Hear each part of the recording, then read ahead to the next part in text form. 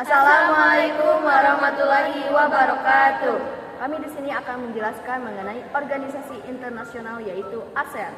Sebelumnya perkenalkan, nama saya Nurul Suci Ramadhani. Dan saya Yanti Nurhayati. Saya Sahla Akram Nurrohimi. Saya Melisa Amelia. Di sini dalam pembahasannya akan menjelaskan mengenai peran dari ASEAN, latar belakang ASEAN, sejarah berdirinya ASEAN, kemudian anggota-anggota yang mengikuti ASEAN, dan yang terakhir adalah tujuan dari berdirinya ASEAN. Nah, sebelum masuk ke dalam pembahasan mengenai ASEAN, kita harus tahu dulu letak di mana negara Indonesia berada. Apakah di Timur Tengah? Apakah di Selatan? Atau di Tenggara? Ya, tentu jawabannya adalah di Asia atau disebut juga Asia Tenggara. Nah, dalam kawasan Asia Tenggara memiliki tetangga negara bagi Indonesia yaitu Singapura, Thailand, Filipina, dan lain-lain. Ternyata di kawasan Asia Tenggara tersebut memiliki organisasi yang akan kita jelaskan yaitu ASEAN, Association of Southeast Asian Nations, atau dalam bahasa Indonesianya adalah Perbara, Perhimpunan Bangsa-Bangsa Asia Tenggara. Atau ASEAN itu merupakan organisasi geopolitik dan ekonomi bagi kawasan Asia Tenggara. Nah, adapun tugas utama dari ASEAN adalah untuk saling bekerja sama, menciptakan keamanan dan kedamaian bagi masyarakatnya. Nah, itu dia penjelasan singkat mengenai definisi ASEAN. Selanjutnya kita masuk ke dalam pembahasan mengenai peran Indonesia di ASEAN. Ada 3 yang paling utama. Yang pertama, Indonesia sebagai pelopor berdirinya ASEAN.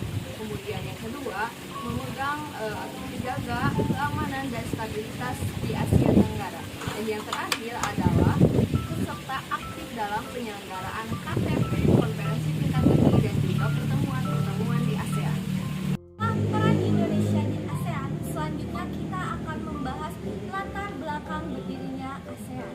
ASEAN dibentuk oleh negara-negara di Asia Tenggara atas dasar persamaan letak geografis dan tidak membeda-bedakan sistem politik maupun ideologinya. ASEAN juga merupakan suatu organisasi internasional yang mengembangkan kerjasama, terutama dalam bidang ekonomi, sosial maupun budaya. Adapun persamaan negara-negara di Asia Tenggara, yang pertama dari segi letak geografisnya, yang kedua adalah adanya persamaan budaya, yaitu budaya Melayu Austronesia. Selanjutnya yang ketiga adalah adanya persamaan nasib.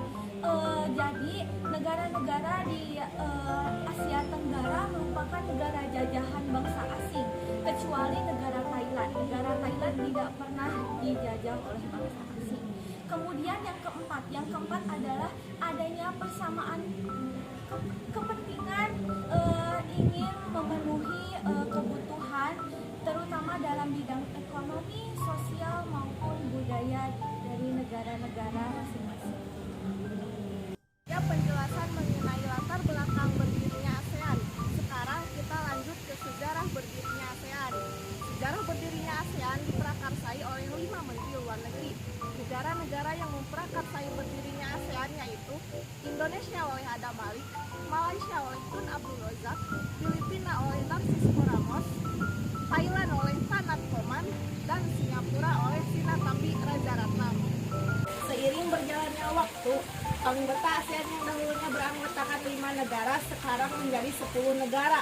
Di antaranya Filipina, Indonesia, Malaysia, Singapura, Thailand, Brunei Darussalam, Laos, Vietnam, Kamboja, dan Myanmar.